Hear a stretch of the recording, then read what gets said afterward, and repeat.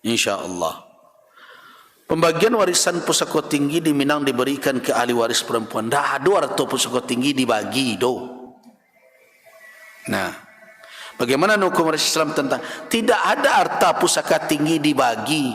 Jangan sabu ijo model itu difitnah awak de orang. Karena orang Minang sendiri banyak nan ndak tahu jo adainya. Nyo kecek harta pusaka tinggi dibagi dia gian ke pedusi. Bila lu harta pusaka tinggi dibagi, harta pusaka tinggi itu milik kaum. Kaum awak, suku awak. Ambo misalnya, mau Melayu. Nah, harta pusaka tinggi itu milik orang Melayu. Kalau toh kadi untuk kan biasanya parui surang-surang, nenek surang-surang. Kalau kini dibuat oleh sianu, itu bukan dibagi ke untuk inyo. Suatu saat mamak bisa saja menarik malia kan kena lain, namanya ganggam bauntuk namanya. Jadi nak kecek awak nempunyo. Kalau awak nempunyo dia bisa awak menjual. Tidak bisa. Jadi tidak ada harta pusaka tinggi itu dan dibagi serupa faraid. Harta pusaka tinggi itu punya siapa? Punya kaum. Atau mana kau pedusi memaci laki-laki pi merantau dahulu. Tu kan banyak membawa sawah tu karantau. Nan tinggal di kampung kan pedusi. Nah, tapi ini kau punya tidak. Pedusi dan berkuasa indak mamak dan matur. Mamak pedusi laki-laki. Ya sudah. Jadi tidak ada sebenarnya di Minang tu matriarkat. Kan orang kan tadi mengecekkan berkuasa perempuan di malo. Cuma kadang-kadang adik kau ada yang keliru dihamalkan ada. Kalau dulu mamak ketika masih menjalankan tugas dan fungsinya, tibonya ke rumah gadang. Rumah gadang itu kan isi banyak keluarga ya. Nah, makanya dulu orang anggan kawin sesuku. Maka itu orang sesuku itu dulu senineknya besoknya serumah gadang. Leka mungkin anak rumah nan di ujung, babi ini juga anak na rumah di pangka, kama pulangnya. Jadi dipantangkan bukan berarti haram. Tidak ketujuh. Artinya tidak disukai oleh orang tu. Maka dah disukai. Kini kan banyak aja yang tidak suka nikah. Ada orang kadang nama pantang je negari itu. Aku kesini tidak pulang dah. Baru saya bersuara mengecek ke orang gaya. Aga cek ibunya. Kama, aga calon. Orang tu tidak usah. Alasannya tidak jalan, mungkin pengalaman dulunya tidak jadi orang sini anak merasa ini. Nah, jadi ada saja orang berpantang model itu. Dan kenapa dahulu dipantangkan orang? Kalau itu kok bercakapnya bako, rumah tangga kan bisa saya bubarnya kok. Amu orang serumah gadang bersiarak jadinya. Jadi lemahlah hubungan sosial. Atau makanya tak dipilih ada orang Minang dulu kawin sesuku tu cari na lain balik-balik dapur aja. Bagaimana itu? Ya itunya kan dapurnya sorang-sorang di kamar tu. Kadang dapur bersama. Jadi itu makanya tidak dianjur, tidak disukai oleh orang Minang. Pantang. Pantangan itu bukan berarti suatu yang haram. Cuma kadang sebagian orang membawakan haram nikah sesuku, tidak berpantang. Orang Minang berpantang untuk itu. Kenapa? Karena mereka serumah gadang. Susah hubungan nanti. Batangka cie, berserak sadun. Nah itu nanti dihindarinya. Nah kemudian apakah nanti orang Minang itu berarti melanggar agama? Tidak adanya melanggar syarak. Dalam kewarisan tidak adanya melanggar syarak. Perusi kau nama punya indak, nama punya kaum. Cuma perusi mamaciknya. Kenapa? Karena mereka dan di kampung, mereka dan di rumah. Kalau tu dan di rumah laki-laki, nyo pulang ke rumah bininya, di rumah gadang orang. Tidak mungkin sawah. Orang gayanya nyangkut ke situ, tidak punya inyo doh. Nah itu sebenarnya masalahnya.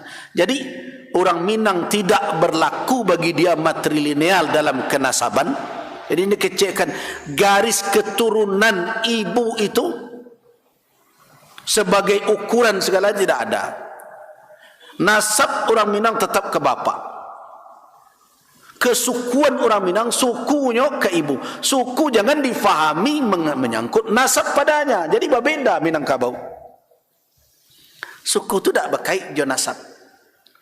Suku tu adalah lembago nan dijago berdasarkan kepada garis keibuan. Garis keibuan itu bukan terkait dengan nasab, tapi untuk koordinasi kesukuan. Nah, suku. Jadi orang Minang tak usah nyabut materi linear, materi akad lain. Bari Minangkabau bernasab ke bapak, bersuku ke ibu, selesai masalah. Apa dan suku?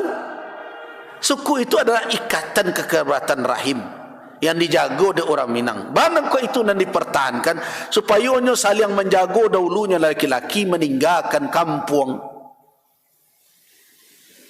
Supaya nyo saling menjaga satu sama lain. Karena yang laki-laki tradisi di Minangkabau dulu merantau, karatau medang di hulu. Buah babungo balung karantau bujang di hulu, dahulu di rumah paguno balun, kan begitu.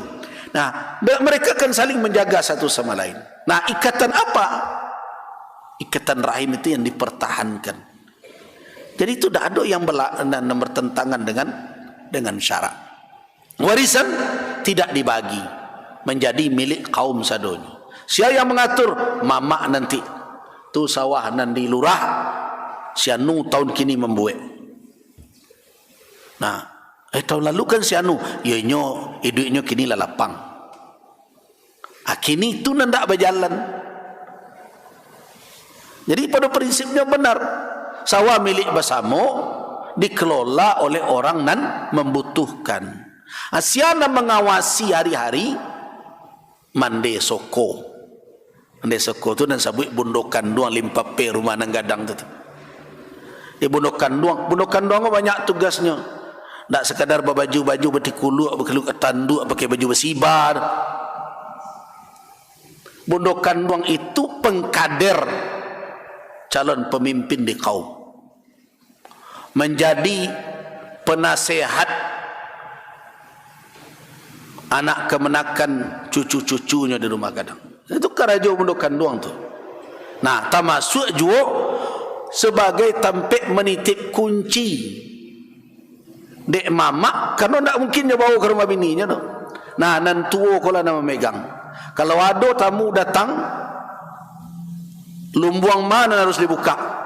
Mamak nak apa kan? Kan biasanya di rumah gadang ada lumbuang di mungkoni. Lumbuang banamu masing-masing. Lumbuang setangka lapa tak pernah dibuka kecuali di musim paceklik.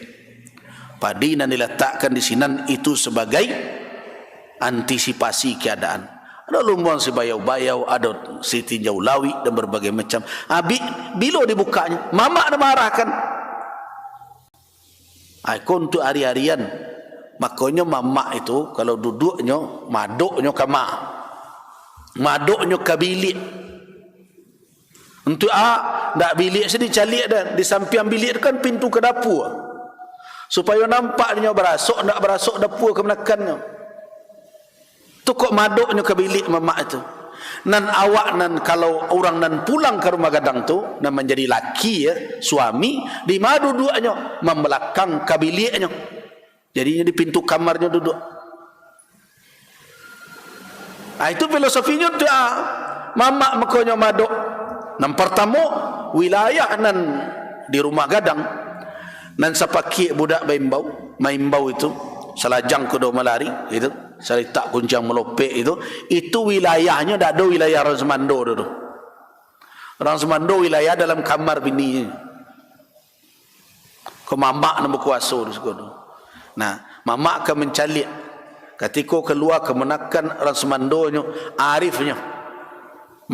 Keluarga kemenakannya nan lain nan tidak berbagai macam. Hanya yang menentukan sawah dimudik untuk sianu, sawah di lurah sianu makai, ikut selama ikut lah membuat kini sawah dek ikut lah iduknya lah lumayan alia ke sianu membuat le. Itu kerajaan mamak dulu. Nah kini itu hilang, jadi tak ada harta pusaka nan dibagi orang.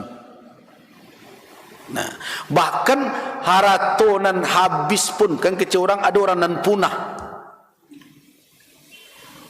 Dan punah itu ada babalahan, ada orang kabuli dan berbagai macam. Indak dan sejangka, ada dan seto, ada dan setampuk dan berbagai macam. Jadi jangan dikatakan bahwa harta pusaka tinggi dibagi. Nah, wanita yang ndak bundo kanduang atau mande soko memaci amanah dari mamak kepala wari. Sampai mengkader pengulu. Kini bako dak jalan kaderisasi pengulu. Karena nan mande soko tadi dan tidak bergerak. Dahulu bundo kanduang itu, kalau sekian banyak kemenakan, di antara pakaian pengulu itu apa ada ibu-ibu? Tungke. Di sampingnya berdeta, di sampingnya baju, tapi adonan rutin di bawahnya pengulu tungke.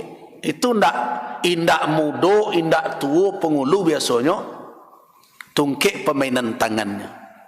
Nah, salah satu contoh tanda mengisyaratkan biasanya seorang pengulu kalau mengkader kemenakannya kok banyak gak 10-20 orang, sianan patut dijadikan sebagai pelanjutnya sebagai apa? Biasanya bawa pai parale, bawa pai ba acara. Nah, beko kalau ada paralunya tungke di pacian. Dek kemenakan itu. Nah, itu mande soko bundo kanduan di sinan arifnya tu. Siana nacok di bawahnya, siana nacok memacik tungkeknya. Maka di situ kecek dalam aiko nang kadernya kau. Nah, ketikalah tampak lah babake serupa itu, mulailah bundo kanduan mendidik kader dan surang tu. Mulai dari dari caro dalam kehidupan. Piriangnya lah dipalainkan doh. Duduknya lah diperbedakan. Supaya nya mulai berwibawa di tengah nan lain nan sebaya aja nyo. Akhirnya lah ya do bundo kanduang ngarajan serupa itu. Bundo kanduang ini kan abi dia foto-foto. Nah, kayak di kulit tanduk, kayak baju hitam lah. Tugas itu nanti kerajokan dia bundo kanduang di kaum. Jadi bukan pemiliknya, tapi sebagai titipan amanah. Nah, makanya mempuro aluang bunian. Nya nama macikan itu. Sianan mau untuk kan mamak kepala wari. Itu nak menentukan. Biasanya mamak bertanya ke bundo kanduang ke mande soko bako itu. So inyo nama doi setiap hari gitu. Jadi kecil jo atau pusako tinggi dibagi because sudah itu dijualnya. Boleh sudah itu. Di malu ada rato pusako tinggi dibagi. Tidak ada dibagi. Dia hanya diuntukkan membuat sianu itu namanya ganggam bauntuk. Bukan dalam makna memiliki. Allahu a'lam. Kita cukupkan sampai di sini. Banyak maaf. Wafaqanallahu wa iyyakum lima yuhibbu wa yarda. Wassalamualaikum warahmatullahi wabarakatuh.